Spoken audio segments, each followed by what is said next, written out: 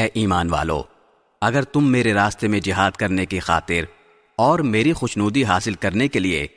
گھروں سے نکلے ہو تو میرے دشمنوں اور اپنے دشمنوں کو ایسا دوست مت بناؤ کہ ان کو محبت کے پیغام بھیجنے لگو، حالانکہ تمہارے پاس جو حق آیا ہے انہوں نے اس کو اتنا جھٹلایا ہے کہ وہ رسول کو بھی اور تمہیں بھی صرف اس وجہ سے مکے سے باہر نکالتے رہے ہیں کہ تم اپنے پروردگار اللہ پر ایمان لائے ہو۔ تم ان سے خفیہ طور پر دوستی کی بات کرتے ہو،